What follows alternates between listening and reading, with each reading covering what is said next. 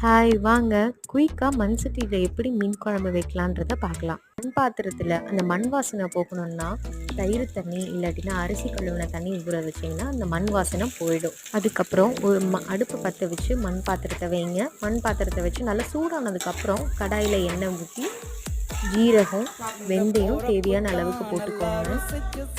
ஒரு வெங்காயம் தக்காளி நல்லா பொடி பொடியாக நறுக்கி போட்டு வணக்கிக்கோங்க.